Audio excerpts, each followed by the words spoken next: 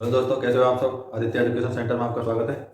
तो last class में हम कोशिका की स्ट्रक्चर के बारे में पढ़ रहे थे, जिसमें हमने कोशिका की जो आउटर लेयर है और उसके अंदर कोशिका द्रव, केंद्रक वगैरह के बारे में अध्ययन कर लिया था। और जो कोशिका की कोशिकांग है, जिसमें हमने सबसे पहले पढ़ा था ER, जिसको अंतःप्रद्रव्य जाल का बोलते हैं। उसके बाद पढ़ा था अपने वो गोल्जी बॉडी, और उसके बाद नेक्स्ट पढ़ा था लाइसोसोम। तो आज हम पढ़ेंगे माइटोकॉन्ड्रिया के बारे में। तो माइटोकॉन्ड्रिया है जो इसके अंदर सबसे इंपॉर्टेंट टॉपिक है और ज़्यादातर एग्जाम में इससे ही क्वेश्चन पूछे जाते हैं। ठीक है, तो सबसे पहले हम बात करते हैं माइटोकॉन्ड्रिया। तो माइटोकॉन्ड्रिया क्या है, इसकी खोज किसने की, किसने नाम दिया और इसका फंक्शन क्या है, यानी क्या कार्य है, इसके बारे में अध्ययन करेंगे। ओके, तो सब देखिए, माइटोकॉन्ड्रिया जो है, माइटोकॉन्ड्रिया ये है अपना माइटोकॉन्ड्रिया। तो माइटोकॉन्ड्रिया की जो खोज है, माइटोकॉन्ड्रिया की खोज किसके द्वारा की गई थी, कोलिकर के द्वारा। माइटोकॉन्ड्रिया की खोज कोलिकर के द्वारा की गई थी। और इसको जो नाम है माइटोकॉन्ड्रिया, नाम किसने दिया था, बेंडा ने।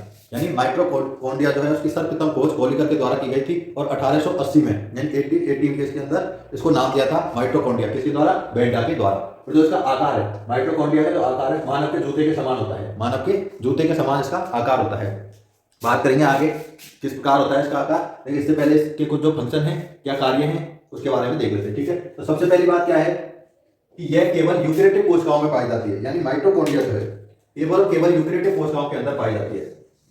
हमने देख लिया था कि इसकी खोज किसने की थी, कोलिकर ने, नाम दिया था बेंडा ने। तो अब जो है माइटोकॉन्ड्रिया जो केवल यूकेरियोटिक कोशिकाओं के अंदर पाई जाती है, प्रोकैरियोटिक कोशिका के अंदर माइटोकॉन्ड्रिया अनुपस्थित होती है। यानी प्रोकैरियोटिक जो कोशिका होती है, अल्प विकसित जो कोशिका होती है, हमने पढ़ा था दो टाइप की कोशिका होती है, प्रोकैरियोटिक, दूसरी यूकेरियोटिक। तो प्रोकैरियोटिक होती है जो अल्प विकसित होती है, उनमें केंद्रक अनुपस्थित होता है, जबकि यूकेरियोटिक कोशिकाओं के अंदर केंद्रक उपस्थित होता है। तो यानी जो माइटोकॉन्ड्रिया है वो केवल यूकेरियोटिक कोशिकाओं के अंदर पाया जाता है। प्रोकैरियोटिक कोशिकाओं में मीजोसोम, प्रोकैरियोटिक कोशिकाओं के अंदर मीजोसोम पाया जाता है। यानी प्रोकैरियोटिक जो कोशिका होती है उनके अंदर मीजोसोम पाया जाता है, माइटोकॉन्ड्रिया नहीं पाया जाता है। अब मीजोसोम क्या करता है कि जो प्रोकैरियोटिक कोशिकाओं के अंदर जो श्वसन होता है, यानी जो सांस लेने की प्रक्रिया है और कोशिका का विभाजन है, श्वसन और कोशिका विभाजन का कार्य कौन करता है, मीजोसोम। यानी जो प्रोकैरियोटिक कोशिका है, प्रोकैरियोटिक कोशिकाओं के अंदर श्वसन और कोशिका विभाजन का कार्य जो है वो मीजोसोम के द्वारा किया जाता है। जबकि जो जंतु कोशिका है, यूकेरियोटिक कोशिका है, उनमें कौन पाया जाता है, माइटोकॉन्ड्रिया पाया जाता है। और माइटोकॉन्ड्रिया का कार्य है केवल श्वसन करना, केवल क्या करता है, श्वसन में सहायक होता है। ठीक है, तो कैसे करेंगे, देखो माइटोकॉन्ड्रिया में ऑक्सीजन O2 की उपस्थिति में भोजन विखंडन से ऊर्जा मुक्त होती है और एटीपी के रूप में ऊर्जा संचित होती है। यानी माइटोकॉन्ड्रिया के अंदर ऑक्सीजन की उपस्थिति में, माइटोकॉन्ड्रिया के अंदर ऑक्सीजन यानी O2 की प्रेजेंस में भोजन का क्या होता है, विखंडन होता है, जिससे क्या होता है, ऊर्जा का निर्माण होता है। और ऊर्जा किसके रूप में संचित होती है, एटीपी की फुल फॉर्म क्या है, एडिनोसिन ट्राइफॉस्फेट। अब एटीपी के रूप में कैसे संचित होती है, कितनी ऊर्जा आती है, उसके बारे में अपन जब नेक्स्ट डिस्कस करेंगे तब बात करेंगे। अभी सिर्फ हमें इतना याद रखना है कि जब माइटोकॉन्ड्रिया के अंदर ऑक्सीजन की उपस्थिति में भोजन का क्या होता है, विखंडन होता है, भोजन का विखंडन होता है, जिससे क्या होता है, ऊर्जा निकलती है। क्या निकलती है, ऊर्जा। और जो ऊर्जा है वो किसके रूप में संचित होती है, एटीपी के रूप में, एडिनोसिन ट्राइफॉस्फेट के रूप में। ठीक है, अब एटीपी के रूप में ऊर्जा संचित होती है, इसलिए इसे पावर हाउस ऑफ सेल यानी कोशिका का शक्ति गृह कहा जाता है। तो सबसे इंपॉर्टेंट बात है कि कोशिका का शक्ति गृह किसे कहते हैं, कोशिका का शक्ति गृह किसे कहते हैं, पावर हाउस ऑफ सेल, कोशिका का शक्ति गृह। यानी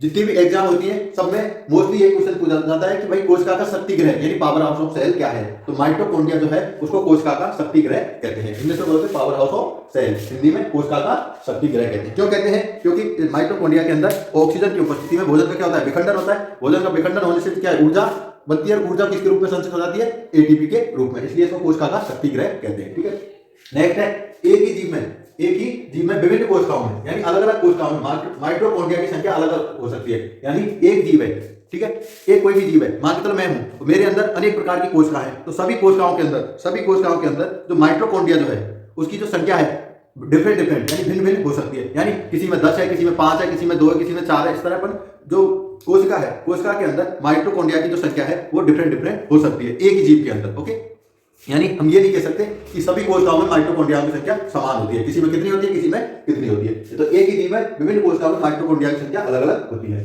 माइटोकॉन्ड्रिया दोहरी झिल्ली युक्त कोशिकांग है, माइटोकॉन्ड्रिया दोहरी झिल्ली युक्त कोशिकांग है। यानी माइटोकॉन्ड्रिया जो है कैसी, कितनी झिल्ली होती है, इसमें डबल लेयर, कितनी लेयर होती है, डबल लेयर। इससे पहले हमने क्या पढ़ा था, लाइसोसोम। तो लाइसोसोम के अंदर कितनी लेयर होती थी, एक सिंगल लेयर। लाइसोसोम के अंदर एक पाई जाती, बाकी सबके अंदर मोस्टली 2 पाई जाती। कोशिका जो है, कोशिका के अंदर 3 लेयर थी, जबकि बाकी जो कोशिकाएं हैं उन सबके अंदर दो पाई जाती है, जबकि जो लाइसोसोम है, लाइसोसोम के अंदर एक सिंगल लेयर पाई जाती है। लाइसोसोम क्या करता है, उसके अंदर क्या पाचक एंजाइम होते हैं, जिससे क्या है वो जब भी कोई कोशिका मर जाती है तो उसके पास पहुंचता है और पहुंच के क्या करता है, वहां पे उसका पाचन कर देता है, जिससे वो अपशिष्ट पदार्थ कोशिका से बाहर निकल जाता है। ठीक है, तो जो माइटोकॉन्ड्रिया है दोहरी झिल्ली सी कोशिका है, यानी इसमें डबल लेयर पाई जाती है। अब जो इसकी आउटर लेयर भाई, ये झिल्ली चिकनी में समतल में आंतरिक झिल्ली में गुवाटी और अंगुली के समान बले निकले हुए थे। अभी जब इसकी स्ट्रक्चर के बारे में देखेंगे तब बताएंगे किस तरह इसमें बले हुए निकले हुए थे, और इसकी जो आंतरिक लेयर है और जो आउटर लेयर है वो किस तरह होती है। ठीक है, तो अभी सिर्फ इतना याद रख लीजिए कि जो कोशिका जो माइटोकॉन्ड्रिया है उसके अंदर जो दो झिल्ली पाई जाती है। कितनी झिल्ली पाई जाती है, दो, यानी डबल लेयर होती है। तो जिसकी जो आंतरिक झिल्ली है, आंतरिक झिल्ली में उंगली के समान इस तरह, अपनी जो उंगली है ना इस तरह उंगली के समान क्या होते हैं, जो बले पाई जाती है, उंगली के समान बले पाई जाती है। इन बलों पे क्या होते हैं, छोटे छोटे कणों के रूप में कौन उपस्थित होते हैं, राइबोसोम उपस्थित होते हैं। यानी जो इसकी आंतरिक लेयर है, इनर लेयर है, उसमें उंगली के समान बल पाए जाते हैं। उंगली के समान क्या पाए जाते हैं, उंगली बल पाए जाते हैं। इन बलों पे क्या है, कणों के रूप में कौन उपस्थित होते हैं, राइबोसोम उपस्थित होते हैं। जो आगे अपन नेक्स्ट क्लास के अंदर पढ़ेंगे राइबोसोम क्या होते हैं। ठीक है, अभी सिर्फ इतना याद कर लीजिए कि जो माइटोकॉन्ड्रिया है उसकी जो इनर लेयर है, इनर लेयर में जो उंगली के समान बल पाए जाते हैं, उन बलों पे कौन उपस्थित होते हैं, राइबोसोम उपस्थित होते हैं। ठीक है, इसके बाद नेक्स्ट है, अच्छा बलन उपस्थित होते हैं, इन बलों को क्या बोलते हैं, क्रिस्टी बोलते हैं। इन बलों को क्या बोलते हैं, क्रिस्टी। जो आगे स्ट्रक्चर पढ़ाएंगे तो उसमें बताएंगे कहाँ क्रिस्टी होता है। अभी सिर्फ हमें इतना याद रखना है कि जो माइटोकॉन्ड्रिया है उसके अंदर डबल लेयर पाई जाती है। कितनी लेयर पाई जाती है, डबल लेयर। जो बाहर की लेयर है वो चिकनी और स्मूथ होती है, चिकनी स्मूथ होती है, जबकि जो इनर लेयर है उसमें क्या होता है, उंगली के समान बलन पाए जाते हैं। इन बलों पर राइबोसोम उपस्थित होते हैं। इन बलों को क्या बोलते हैं, क्रिस्टी कहा जाता है। उंगली के समान जो बलन होते हैं इनको अपन क्रिस्टी कहते हैं। ठीक है, इसके बाद नेक्स्ट है माइटोकॉन्ड्रिया को अर्धश्वासी अंग कहते हैं। माइटोकॉन्ड्रिया जो है इसको अर्धश्वासी कोशिकांग भी कहा जाता है। अब माइटोकॉन्ड्रिया को अर्धश्वासी कोशिकांग क्यों कहा जाता है, इसका कारण क्या है। ठीक है, तो ये क्या करता है,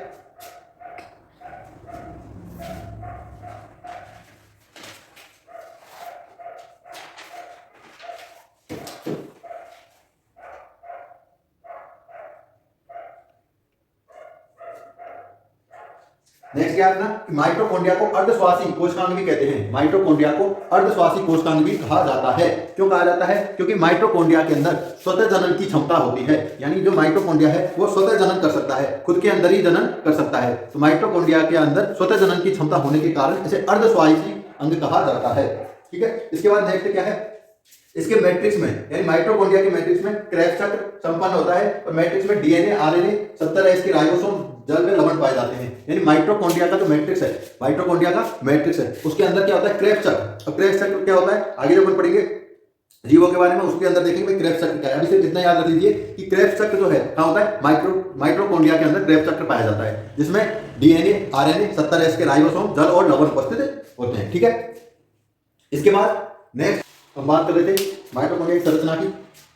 तो इस तरह जो मानव का जो जूता होता है, जूते के समान इसकी कैसी होती है, संरचना होती है। इसके अंदर जो उंगलियों के समान ये संरचनाएं गोलाकार और कुछ जो छड़ के समान संरचनाएं इसके अंदर पाई जाती है। ठीक है, तो इसकी दो हमने बात की थी कि माइटोकॉन्ड्रिया के अंदर डबल लेयर पाई जाती है। कितनी लेयर पाई जाती है, डबल लेयर पाई जाती है। तो इसकी जो बाहरी सतह है, यानी जो इसकी आउटर लेयर है ये वाली, ये जो इसकी आउटर लेयर है ये कैसी होती है, स्मूथ होती है। कैसी होती है, स्मूथ। यहाँ पे लिख देते हैं स्मूथ सरफेस, स्मूथ सरफेस। ठीक है, तो इसकी जो आउटर लेयर है वो स्मूथ होती है, जबकि जो आंतरिक लेयर है, इनर जो इसकी सरफेस है वो कैसी होती है, इसमें उंगली के समान, ये अपनी उंगली है, इस उंगली के समान क्या दिख रहे हैं, इसमें बलन दिख रहे हैं। ठीक है, तो इन बलों पे क्या है, छोटे छोटे ब्लैक में इन बलों पे क्या है, राइबोसोम। छोटे छोटे क्या दिख रहे हैं अपने को, राइबोसोम। जो छोटे छोटे कण हैं इनको क्या बोलते हैं, राइबोसोम। ये छोटे छोटे जो कण दिख रहे हैं आसपास इसके, इन सबको क्या बोलेंगे अपन, राइबोसोम। ठीक है, यानी जो उंगली के समान जो बलन है, इन बलनों के कणों के रूप में कौन उपस्थित होते हैं, राइबोसोम उपस्थित होते हैं। इसके बाद यहाँ ये क्रिस्टी है, क्या है क्रिस्टी, अभी हम इसमें दिखा नहीं सकते, 3D में जैसे अपनी वाइट दिख रहा है ऐसी एक लेयर होती है। ठीक है, तो उस लेयर को क्या बोलते हैं, क्रिस्टी बोलते हैं। इस क्रिस्टी पे क्या होता है, क्रिस्टी की सतह पर टेनिस के रैकेट नुमा कण स्थित होते हैं, जिन्हें अपन क्या बोलते हैं, F1 कण, ऑक्सीसोम। यानी क्रिस्टी की जो सतह है माइटोकॉन्ड्रिया के अंदर, क्रिस्टी की सतह पर कौन उपस्थित होते हैं, F1 कण या ऑक्सीसोम, या इनको प्रारंभिक कण भी बोला जा सकता है। एग्जाम में पूछा जाता है कि F1 कण कहां उपस्थित होते हैं, तो माइटोकॉन्ड्रिया के अंदर क्रिस्टी जो है उस पर F1 कण उपस्थित होते हैं। इनका अन्य नाम क्या है, ऑक्सीसोम या प्रारंभिक कण भी इनको बोला जाता है। क्रिस्टी की सतह पर इलेक्ट्रॉन परिवहन तंत्र ETS संपन्न होता है। यानी क्रिस्टी की जो लेयर है, क्रिस्टी की जो सतह है, इस पर क्या होता है, ETS संपन्न होता है, इलेक्ट्रॉन परिवहन तंत्र, इलेक्ट्रॉन ट्रांसपोर्ट सिस्टम कहां संपन्न होता है, क्रिस्टी की सतह पर। और एक बात और इसके अंदर कि जो माइटोकॉन्ड्रिया है, माइटोकॉन्ड्रिया इसमें क्या होते हैं, माइटोकॉन्ड्रिया है, माइटोकॉन्ड्रिया में पाचक जो एंजाइम है, या उपापचय नहीं लेके हम क्या बोलते हैं, एंजाइम जो है माइटोकॉन्ड्रिया में उपस्थित एंजाइम, माइटोकॉन्ड्रिया में उपस्थित एंजाइम श्वसन के साथ मिलकर क्या करते हैं, श्वसन के साथ, श्वसन के साथ, श्वसन के साथ भोजन का, श्वसन के साथ, श्वसन के साथ भोजन का ऑक्सीकरण कर देते हैं। क्या कर देते हैं, ऑक्सीकरण, ऑक्सीकरण कर देते हैं। यानी माइटोकॉन्ड्रिया में जो एंजाइम उपस्थित होते हैं वो श्वसन में खाद्य पदार्थों को क्या कर देते हैं, ऑक्सीकरण कर देते हैं। यानी माइटोकॉन्ड्रिया के अंदर जितने भी एंजाइम उपस्थित होते हैं वो क्या करते हैं, श्वसन के साथ ऑक्सीजन की प्रेजेंस में मिलते हैं और क्या कर देते हैं, उनका ऑक्सीकरण कर देते हैं, ऑक्सीडाइजेशन कर देते हैं, किसका, खाद्य पदार्थों का या भोजन का ऑक्सीडाइजेशन कर देते हैं। ठीक है, तो हमने माइटोकॉन्ड्रिया के बारे में देखा था। तो माइटोकॉन्ड्रिया की जो खोज है किसके द्वारा की गई थी, कोलिकर के द्वारा, और नाम दिया था इसका वेंडाने। इसको कोशिका का पावर हाउस बोलते हैं, यानी कोशिका का शक्ति गृह, पावर हाउस ऑफ सेल। और इसके अंदर क्या होता है, जो इसकी स्ट्रक्चर है वो मानव के जूते के समान होती है, जो डबल लेयर होती है जिसमें आउटर लेयर स्मूथ होती है, आंतरिक लेयर पे उंगली के समान क्या है, बलन होते हैं। उन बलनों पे क्या होते हैं, जो कणों के रूप में राइबोसोम उपस्थित होते हैं। और जो इसकी सतह है, इन बलों की पास में जो ये क्या है, सतह है, इसको क्रिस्टी बोला जाता है। तो क्रिस्टी की सतह पर F1 कण उपस्थित होते हैं, जिनको अपन प्रारंभिक कण भी बोल सकते हैं। और इस जो क्रिस्टी है की जो सतह है, इस पर क्या होता है, जो ETS संपन्न होता है, इलेक्ट्रॉन ट्रांसपोर्ट सिस्टम, इलेक्ट्रॉन परिवहन तंत्र जो है ये इसमें संपन्न होता है। और माइटोकॉन्ड्रिया के अंदर क्रेब्स चक्र जो होता है, क्रेब्स चक्र की भी क्रिया होती है। और इसके अंदर DNA, RNA और जो 70 के राइबोसोम, जल और लवण उपस्थित होते हैं। ठीक है, इस तरह की कुछ बातें थी जो हमने माइटोकॉन्ड्रिया के बारे में बात की थी। अब नेक्स्ट जो अपना कोशिकांग है वो आएगा राइबोसोम, जिसके बारे में हम नेक्स्ट क्लास के अंदर अध्ययन करेंगे। उसके बाद जो कोशिका की स्ट्रक्चर है उसमें एक केंद्रक है, और बाकी इसके बाद कोशिका का सिद्धांत जो अपना ये टॉपिक है वो पूरा खत्म हो जाएगा। इसके बाद नेक्स्ट जो टॉपिक होगा वो होगा अपना ऊतक। ठीक है, अब किस तरह, सबसे पहले किसका होता है, कोशिका का, कोशिका से क्या होता है ऊतक, ऊतक से अंग, अंग से तंत्र और तंत्र से पूरा मानव शरीर। Okay, thank you.